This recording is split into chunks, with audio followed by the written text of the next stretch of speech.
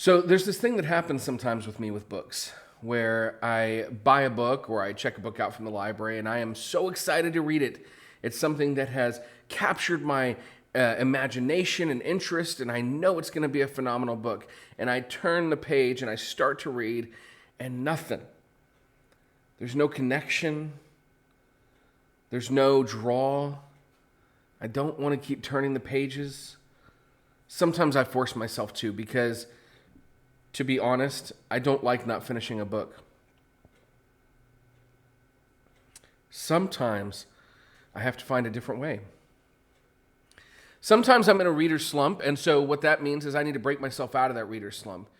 You know, a lot of times that happens after I just read like a really long book, and it was so good, and I loved it so much, and I've got a little bit of a reading hangover, and I want to open another book, but it's not as good as the last book, or I'm just exhausted from the energy that last book took from me, even though I loved the book, but I just, I spent so much time reading it or whatever.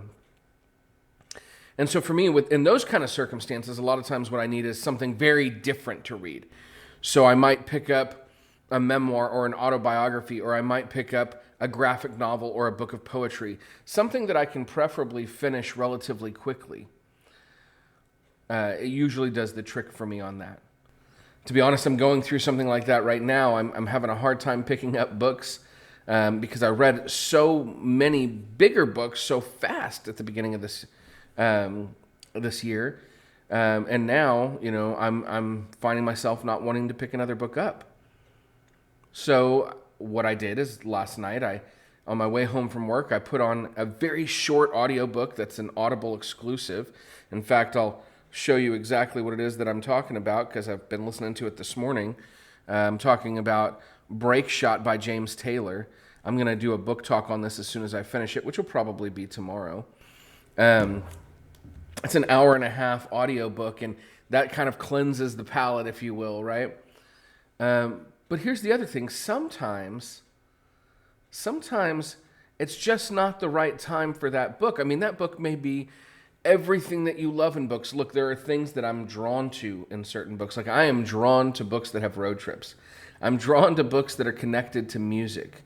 I'm drawn to books that have... I'm drawn to fantasy books that have adventure and different races and some high stakes, epic quest kind of things. I'm drawn to a lot of different things in books, but it might have everything that I love in it, and it might be right up my alley, but for some reason it's not the right book right now. It doesn't mean it's not the right book. Now I'm going to give you an example of an encounter I had with a book once like that. So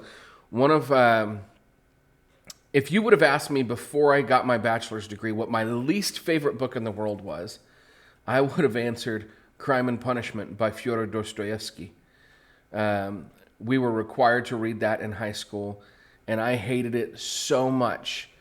You have this primary character, this protagonist, Raskolnikov, who thinks he's better than everyone else, and because of that, he can get away with murdering someone.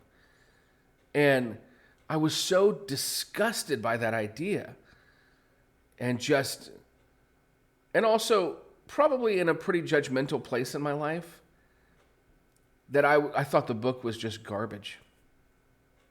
Classic Russian garbage, but garbage nonetheless. And then 8 years later, I found myself in getting my bachelor's degree at Dallas Baptist University, and I was in a class called Perspectives on Early Modern Thought with one of my favorite professors, Dr. Philip Mitchell, and we were assigned to read Crime and Punishment again, and I dreaded it. I told Dr. Mitchell I wasn't looking forward to it. But two things were different. Number one, it was a different translation. We read the Paveer Volokhovsky translation, and it was a good translation. And number two, I was different.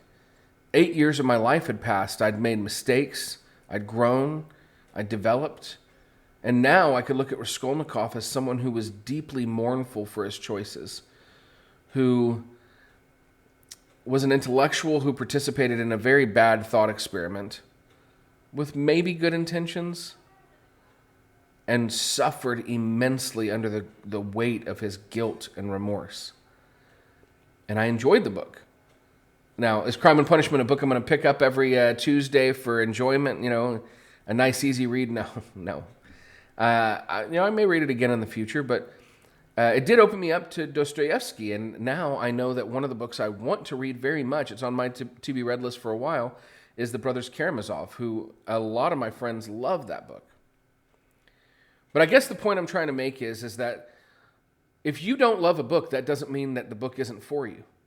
It might mean you're in a little bit of a reading slump and you need something to break that up. Or it might mean that it's just not the right time. Try picking it up again later. Even books that you once hated, I recommend that you read them again and see what you think later. Now, it's hard because there's so many books and I want to read everything, so how do I have time to read things again? But C.S. Lewis greatly encouraged us to read books more than once because we get so much more out of them upon the second reading. So I'm going to agree with C.S. Lewis and encourage you not just to pick up new books, but to find a book that you either loved or hated and pick it up again.